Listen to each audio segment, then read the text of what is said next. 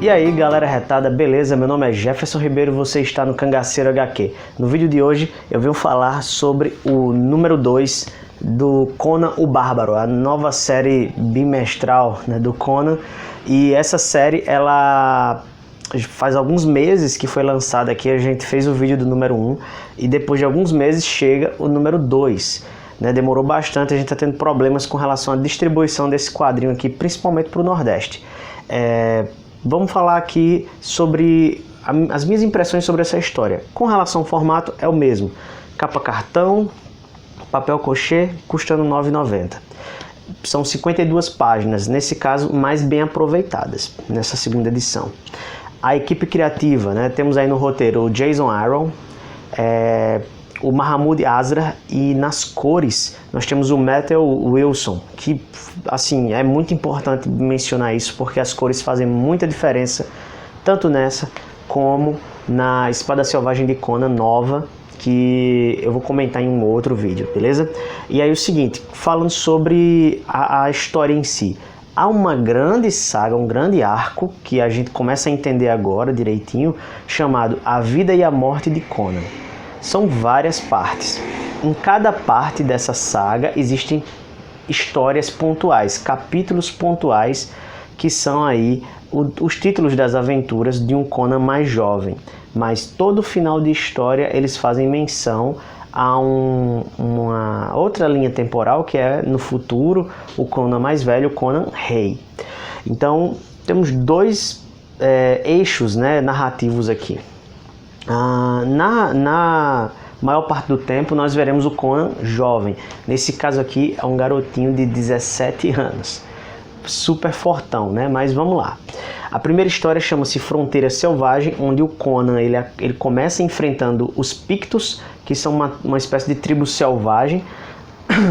E ele depois acaba sendo levado para essa tribo, né, para se recuperar de ferimentos contra que ele adquiriu lutando contra uma cobra gigante, uma serpente gigante, e eles pedem ajuda do Conan para combater essa criatura. Essa não, essas, porque são várias.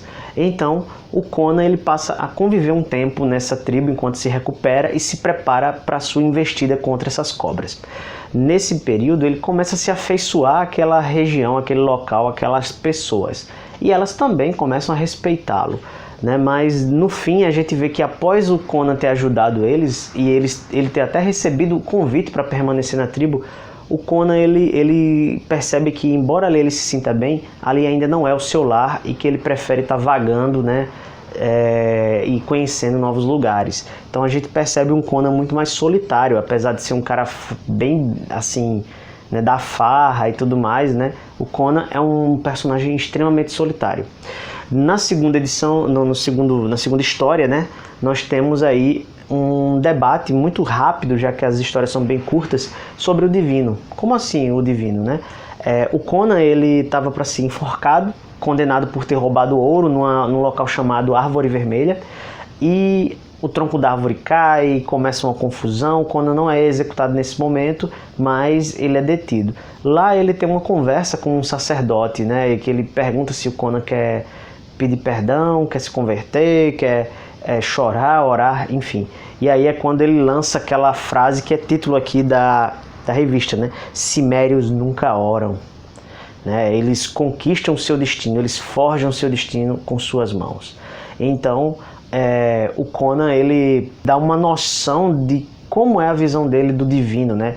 Kron ele não ajuda as pessoas como a gente está habituado a ver em outras religiões, e sim ele acha que assim as pessoas são inaptas se não conseguirem conquistar aquilo que querem com seus próprios esforços. Então isso é bem interessante, porque a religiosidade do Conan o impede de ser uma pessoa cômoda, uma pessoa, como posso dizer assim, passiva. Ele está sempre querendo forjar suas oportunidades, buscar suas oportunidades. Bem interessante, claro, né, bem ao modo do Conan, né, violento, bruto, mas dessa forma aqui, assim, é bem interessante a gente refletir sobre como é o divino, né, como é a questão da religiosidade na mente do Cimério. Em toda a história vai ter uma pequena ponta para o futuro, onde o Conan está mais velho, né, e maduro. E aí a gente vê que muitos anos depois, aquela feiticeira que tentou sacrificar o Conan, ela retorna com a ajuda de algumas crianças e tenta refazer esse sacrifício, né? Tenta retomar o sacrifício. E aí fica, né, uma ponta para várias outras aventuras e a gente fica nessa curiosidade. Ou seja, a vida e a morte de Conan, o grande arco, ainda não se encerra nessa revista. Bom, gente, se você assistiu até aqui, muito obrigado. Curte, se inscreve, compartilha e comenta aí, principalmente, o que é que você está achando dessa nova fase do Cimério. E bora ler quadrinhos.